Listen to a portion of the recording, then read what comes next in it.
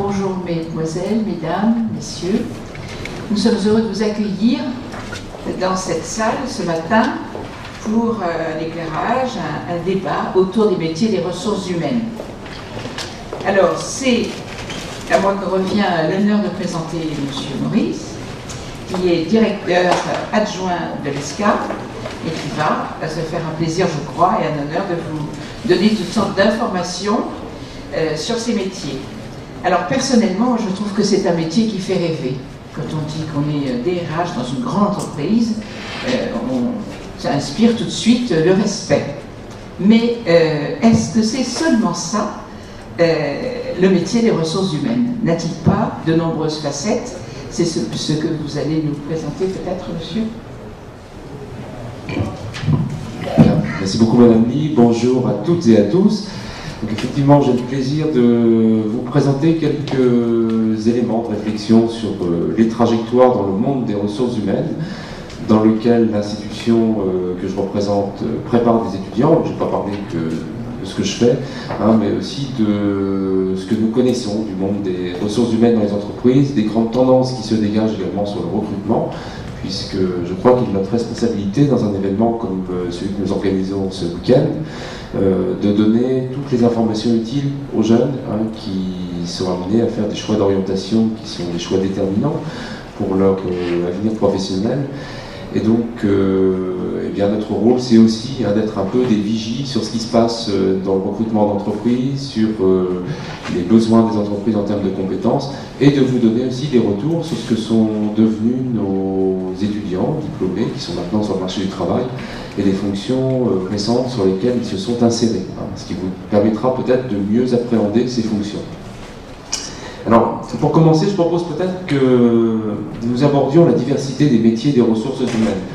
Comme le disait Madame Lee en introduction, on peut avoir des représentations tout à fait flatteuses des fonctions, mais il faut savoir que les ressources humaines, eh bien, ça va suivre finalement les salariés dans toutes les modalités de leur rencontre avec l'entreprise, depuis le recrutement jusqu'à la retraite, où on va parler du décrutement, recrutement, paye également, tout ce qui concerne aussi les relations aux salariés, ce qu'on appelle la gestion sociale, notamment, il y a des choses à prévoir dans les missions ressources humaines, comme la gestion qu'on appelle des IRP, des instances représentatives du personnel, qui sont des éléments tout à fait encadrés de la vie de l'entreprise, et sur laquelle, évidemment, on a besoin de compétences techniques très pointues sur le droit du travail, pour préserver à la fois les intérêts des salariés, mais aussi ceux de l'entreprise. Alors, il me semble aussi important de vous guider sur quelques idées reçues et leur caractère plus ou moins avéré. Alors, on dit souvent que les ressources humaines conviennent bien aux personnes qui sont empathiques, qui sont douées d'écoute pour les autres, etc. Certes, c'est important, mais il ne faut pas oublier quand même que, d'après ce que j'entends de mes collègues qui travaillent dans le domaine, ou aussi de ce que sont devenus nos étudiants, dans le temps de travail occupé par les cadres en ressources humaines, les 2/3 du temps sont occupés à régler les questions disciplinaires avec le personnel. Donc certes, l'écoute et l'empathie sont de bonnes alliés, néanmoins, il ne faut pas oublier non plus qu'il faut savoir faire preuve de fermeté, de défense des intérêts de l'entreprise ou du salarié lorsque c'est nécessaire. Ça suppose aussi d'être capable d'éclairer l'entreprise sur des mesures de risque. Je pense que les parents ici présents qui sont actifs le savent bien, on ne travaillera jamais sans risque. Quelle que soit l'activité que l'on mène dans le monde professionnel, le risque zéro n'existe pas. Néanmoins, il faut savoir toujours, quand on prend une décision, peser les risques de l'une par rapport à l'autre. Et les fonctions des ressources humaines sont aussi là pour amener l'entreprise à faire des arbitrages entre différents risques donnés. Par exemple, si on a une décision qui vient du dessus, on va dire, par exemple, parce que ça arrive malheureusement dans la vie professionnelle de devoir fermer un site, on va devoir travailler aux propositions de reconversion proposées aux salariés, soit en leur proposant de la mobilité sur d'autres sites de l'entreprise, soit en cherchant des emplois localement. C'est un exemple. Autre idée reçue qu'on peut entendre parfois dans les motivations des étudiants, c'est que travailler dans les ressources humaines, ça permet de peser sur le cours des choses. Bon. Pourquoi je parle d'idées reçues ici? Parce que dans les entreprises, dans les groupes, les fonctions ressources humaines sont souvent considérées comme des fonctions dites transverses. Hein. Donc on leur donne souvent pour mission de mettre en œuvre des décisions prises par ailleurs. Hein. Et bien souvent, c'est important que vous le sachiez, les fonctions ressources humaines arrivent souvent davantage sur des missions dites de pompiers que de vigie. C'est-à-dire qu'on est souvent en situation de devoir assumer des choix faits par d'autres services. Hein. Par exemple, un financier qui va vous dire, voilà, il faut limiter les coûts de 30%, donc on va devoir se séparer d'une partie de la masse salariale. Bon, c'est pas toujours plaisant, mais ça fait partie de la mission. Hein. Ou à l'inverse, il faut mettre le paquet sur le recrutement parce qu'on a besoin de développer une innovation. Ça, c'est le service recherche et développement qui va plutôt pousser. Et ça va supposer que les ressources humaines soient très actives sur le recrutement. Donc vous voyez, selon les décisions qui sont prises à d'autres endroits de l'entreprise, les ressources humaines peuvent être amenées à mettre en œuvre des missions qui sont tout à fait spécifiques à un projet donné. Hein. Un recrutement tout à fait fléché par exemple. Autre point également, et là c'est une bonne idée reçue, la question de l'anticipation. Hein. Ça c'est vraiment un élément constitutif des fonctions ressources humaines. L'anticipation est une qualité personnelle importante. Hein. Il faut savoir anticiper par rapport à l'évolution réglementaire, à l'évolution du droit du travail, les conséquences qu'il va y avoir dans l'entreprise au niveau des ressources humaines. L'anticipation, ça peut être également en fonction de ce qu'on appelle le corps social de son entreprise, hein, en fonction de la démographie, par exemple, de nos salariés. Si on sait, par exemple, qu'on a 30% du personnel qui a entre 45 et 53 ans, il faut peut-être anticiper également des recrutements de cadres d'âge intermédiaire pour préparer les départs à la retraite qui viendront dans 5, 7, 8 ans d'un certain nombre de cadres pour que les relais d'information se passent bien en interne. Même chose sur la formation, hein, qui fait partie des missions des ressources humaines. Si on sait que les métiers de l'entreprise vont évoluer, il faut également prévoir des outils de formation qui vont permettre aux salariés de se donner toutes les chances pour affronter l'évolution de l'entreprise. Si on revient quelques années en arrière, les plus jeunes d'entre vous s'en souviennent peut-être pas, mais il y a une entreprise qui a tout à fait dû accomplir une révolution dans la gestion de ses compétences, c'était Kodak, avec l'évolution du numérique. Hein.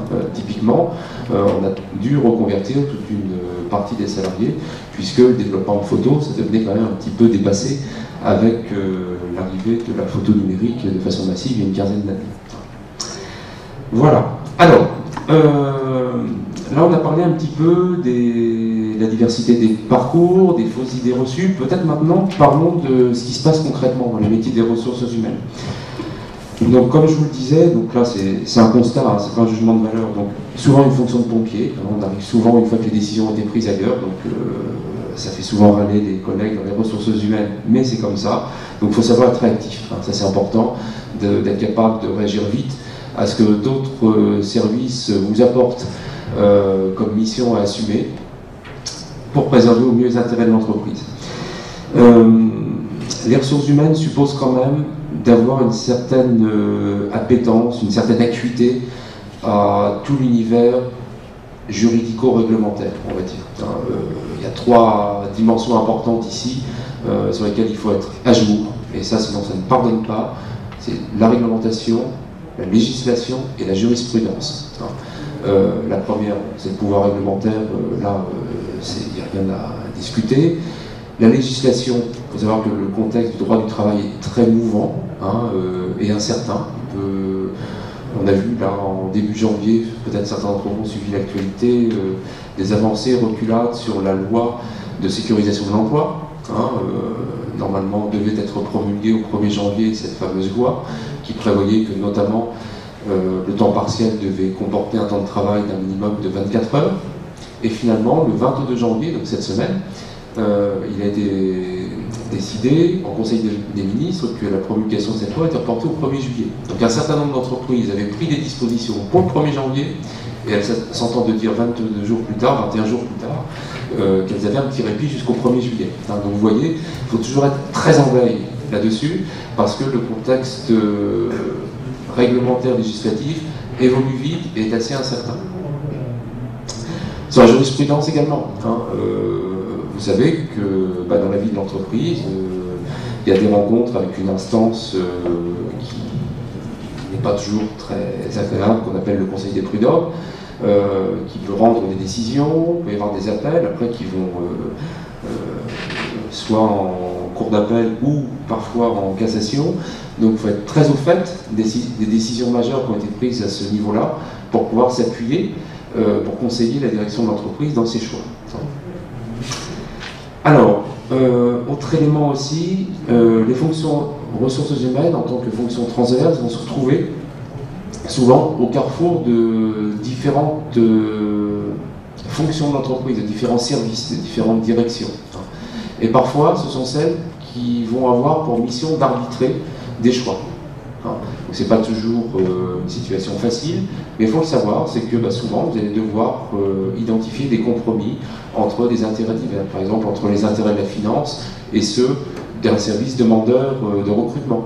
On peut avoir par exemple un surcroît d'activité à un moment donné et que malgré tout, du point de vue budgétaire, ce ne soit pas possible. Donc là, vous allez devoir trouver une solution, peut-être par l'appel à de la ressource d'emploi temporaire, un CDD ou un complément avec de l'intérim, qui permettra à un service d'avoir une satisfaction à son surcroît potentiel et momentané d'activité. Alors, autre point important aussi, c'est que selon les entreprises, un même titre dans les fonctions ressources humaines peut recouvrir des réalités très différentes. Par exemple, la fonction de responsable du personnel est celle qui, me semble-t-il, a le plus de déclinaisons possibles à la réalité des entreprises. Donc, attention également ici à la séduction par rapport à certains titres que les personnes occupent. Ça peut recouvrir des réalités très différentes qui vont vous amener à gérer de 15 personnes jusqu'à un portefeuille de 1500. Donc ça peut être très variable d'une structure à l'autre. Et même chose, selon les fonctions occupées, des missions différentes peuvent vous être confiées. On a des responsables du personnel, par exemple, qui vont aller plaider au tribunal, aux juridictions prud'homales pour leur employeur. Dans d'autres structures, ce seront des avocats qui le feront pour le compte de l'entreprise. Donc vous voyez, les missions peuvent être aussi diverses. Alors peut-être vous parler un petit peu de ce que sont les métiers des ressources humaines aujourd'hui, dans quoi est-ce que l'on a des recrutements. Alors, un métier auquel pensent rarement les étudiants ou les candidats, mais sur lequel il y a de beaux postes à pourvoir, c'est tous les métiers d'encadrement autour de la paye. On a des fonctions, surtout dans les grands groupes, qui s'appellent les fonctions de Compensation and Benefits Manager, qui s'occupent de gérer tout le package paye pour le compte des salariés. Donc ça peut être la rémunération tout d'abord, évidemment, mais aussi tout ce qu'on appelle les accessoires de rémunération. Par exemple, proposer des tickets restaurants, aller gérer une complémentaire santé, tous les avantages autres que le salaire en tant que tel, un véhicule de fonction, etc. Donc ces fonctions-là s'occupent de vraiment concaténer, je dirais, autour de la paye, tous les avantages qui vont être proposés aux salariés de façon à les fidéliser, parce qu'il faut savoir que même si l'emploi est difficile aujourd'hui, un des défis majeurs des entreprises, c'est aussi de fidéliser les bons talents qu'elles ont autour d'elles. Alors, un autre métier qui recrute régulièrement dans les fonctions ressources humaines, justement, c'est toutes les fonctions liées au recrutement. Alors, les fonctions liées au recrutement, les emplois sont moins tant dans les entreprises que dans les cabinets de recrutement, qui eux ont pour réelle mission et principale mission évidemment de recruter. Donc ils recrutent des recruteurs professionnels. Donc là ça suppose évidemment d'avoir des talents dans le discernement de la personnalité, dans l'identification des besoins des entreprises pour trouver la bonne compétence en face sur le marché du travail. Et puis d'être pointu techniquement aussi sur la traduction des besoins d'une entreprise cliente en des compétences qu'on va savoir trouver sur le marché du travail. Donc ça, c'est pas toujours évident, parce que ça demande quand même beaucoup de finesse sur la connaissance des secteurs d'activité et la connaissance des individus. Et même chose, quand une personne présente son CV, comme on disait tout à l'heure, derrière un même intitulé de mission, on peut avoir quand même des réalités très différentes. Par exemple, quelqu'un qui dit, voilà, j'étais cadre à l'international pendant 15 ans, si on ne dit pas ce qu'il y a eu derrière, si c'était du commerce, si c'était de la finance ou autre, ça laisse un petit peu sec le commentaire. Donc ces fonctions-là sont plus en cabinet qu'en entreprise, j'insiste là-dessus. Autre fonction qui recrute régulièrement en ressources humaines, c'est tout ce qui concerne la gestion sociale.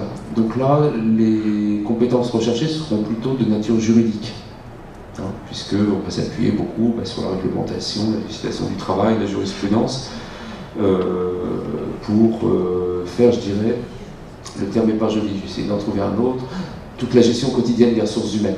Hein, c'est-à-dire s'acquitter des obligations de déclaration auprès des différents organismes pour les cotisations, pour la paye, de tenir dans les délais impartis la consultation du personnel, des instances représentatives du personnel, etc. Hein, donc là, il faut être très rigoureux, très à jour et bien connaître les droits du travail. Alors, une autre dimension des ressources humaines qui se développe aujourd'hui, du fait de l'évolution des pratiques de travail aussi, c'est tout ce qui va concerner la formation. Hein. Surtout dans les grandes entreprises, vous avez beaucoup de structures qui ont créé leur propre, ce qu'on appelle corporate academy. C'est-à-dire des entreprises qui ont créé leur propre outil de formation, leur propre structure interne de formation. Et pourquoi ça recrute actuellement? C'est parce que le monde de la formation subit une petite révolution liée au digital. C'est-à-dire qu'on se forme de moins en moins face à face, dans une classe, etc. Et on forme de moins en moins ces cadres comme ça. Mais on bénéficie à plein de l'e-learning, du distance learning pour former les salariés. C'est-à-dire que le salarié va pouvoir se former depuis son poste de travail en suivant en ligne des modules de formation qui lui sont mis à disposition. Donc là, il y a beaucoup de choses à faire, à la fois en ingénierie de formation. Si on ne sait pas le faire en interne, en identification de partenaires qui vont savoir le faire pour vous. Hein. Donc il y a des fonctions, il y a des métiers qui se développent là-dessus. Le commentaire est le même pour le recrutement. Hein. Je vous parlais du digital pour la formation, mais le recrutement se digitalise de plus en plus aussi. Hein. Je vais peut-être rappeler une évidence par la plupart d'entre vous, mais ça ne l'était pas nécessairement il y a encore 7-8 ans, c'est qu'aujourd'hui, les réseaux sociaux sont un appui considérable au recrutement, et tous les recruteurs, évidemment, commencent par là, aujourd'hui, pour identifier le parcours d'un candidat. Donc, ceci est aussi une forme de conseil à titre individuel pour chacune et chacun d'entre vous, c'est attention à l'empreinte digitale que vous laissez sur le web, et notamment sur les réseaux sociaux, parce que ça, les recruteurs le regardent aussi. On parle de cette empreinte digitale, c'est pas ce qui est au bout de vos doigts, mais bien ce que vous laissez comme information sur votre propre personne sur le web. Voilà. Alors, dernier point sur la réalité des métiers. Là, c'est plus un point aussi de réalité empirique qu'on a vu sur ce que sont devenus nos diplômés, sur ce que sont les uns les autres. C'est que les fonctions ressources humaines ne mènent pas de façon linéaire au long de la carrière vers la direction des ressources humaines. Il me semble important que vous le sachiez, parce que, en tant que tel, une direction des ressources humaines, comme son nom l'indique, est une direction.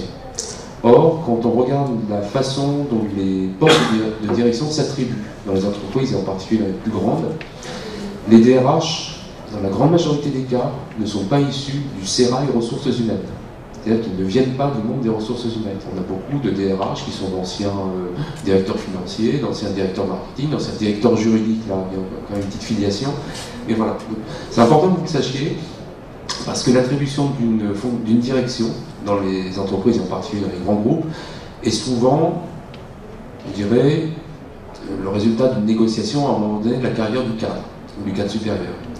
Et donc, il ne faut pas se dire, voilà, si je rentre dans une fonction ressources humaines dans mes études, je finirai directeur des ressources humaines, je répondrai pas nécessairement. Il n'y a pas de linéarité dans ces parcours, surtout pour le parcours de DRH. Donc, c'est pas impossible, mais c'est pas systématique. C'est un enseignement qui me semblait important de partager avec vous. Voilà, je voulais vous faire quelques éléments de constat de ce que j'ai pu voir au travers mes étudiants, sachant que nous avons diplômé des gens depuis 1909, on a vu un certain nombre passer, donc j'ai pas vu passer les premières promotions, comme vous pouvez vous en douter, mais nous avons, dans l'institution que je représente, encore 7700 anciens en activité en entreprise, donc ça nous permet, en restant en contact régulier avec eux, de prendre la température de ce qui se passe en entreprise et des trajectoires professionnelles. Donc, je propose que maintenant, on conserve un temps utile pour vos questions, remarques, commentaires, qui sont les bienvenus. Oui, monsieur. Alors, je ne sais pas si c'est l'objet de la présentation là, mais dans les filières qui forment justement à ces métiers, enfin, je relis bien au-dessus de vous le titre de la présentation, c'est les métiers des ressources humaines.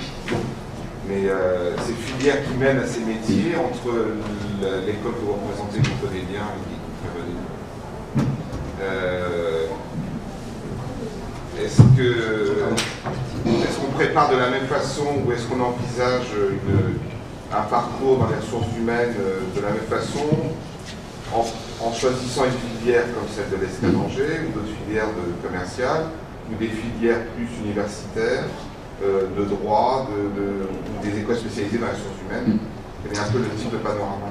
Alors, dans l'enseignement supérieur, comme vous l'avez certainement remarqué, les spécialisations arrivent plutôt en fin de cursus.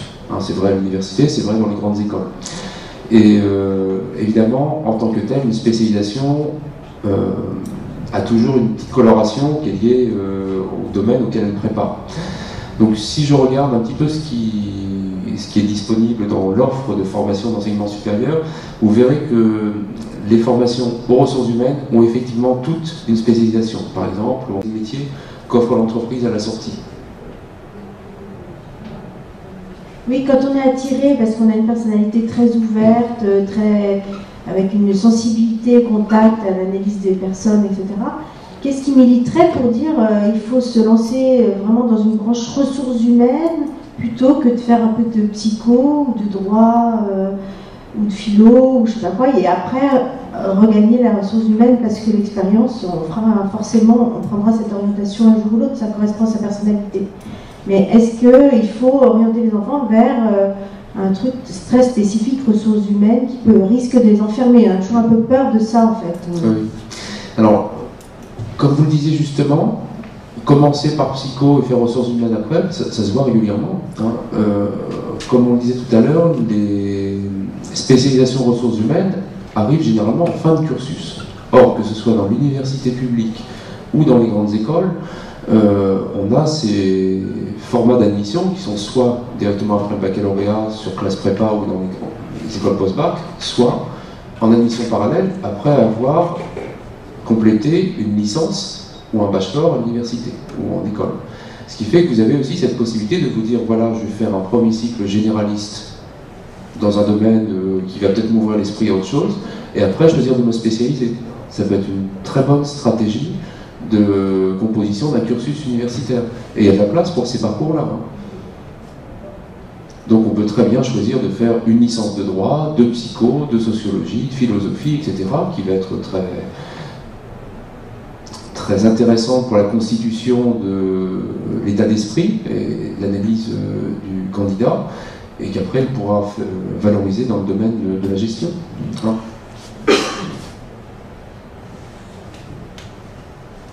Et ça donne effectivement des personnalités très riches. Et d'ailleurs, quand vous regardez, à titre d'analogie, les cursus de gestion, les premiers cycles sont souvent pluridisciplinaires. Si je prends l'exemple de ce qu'on fait à l'ESCA, on ne fait pas que de la gestion pendant les 3 premières années. On souhaite évidemment que nos étudiants aient la tête bien faite et s'intéressent à d'autres choses. Donc, ils ont également des enseignements de géopolitique, d'histoire de la pensée économique, de l'ouverture au monde à travers des ateliers justement en éthique des affaires, en philosophie, qui leur donnent toute occasion de s'ouvrir intellectuellement à d'autres choses que des savoirs directement appliqués quand ils sont jeunes. On pense vraiment que les choix d'orientation nécessitent quand même un petit peu plus de maturité que la sortie immédiate du bac. On ne doit pas prendre des options hyper déterminantes et irréversibles quand on a 18 ans. Ce serait pas rendre service aux étudiants que de leur imposer ça.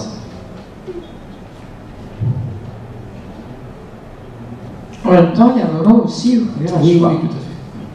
Parce qu'on voit aussi d'éternels étudiants qui ne veulent pas s'engager. Et ça aussi, ça peut être à un moment donné un frein. c'est bien aussi d'avoir sa feuille de route et d'avancer pas à pas. C'est pas mal non plus. Tout dépend. On a la chance quand même dans le paysage de l'enseignement supérieur français d'avoir des niveaux d'offres qui permettent à toutes les personnalités d'y trouver leur compte. C'est-à-dire qu'on diplôme à Bac+2, on diplôme à Bac+3, à Bac+5 et à Bac+8 en France. Ce qui fait que normalement tous les profils devraient pouvoir, en fonction de leurs aspirations à un moment donné de leur vie, trouver un niveau de validation qui corresponde à leurs souhaits. Et pouvoir soit continuer, soit effectivement s'insérer professionnellement. Je dirais qu'il faut concilier,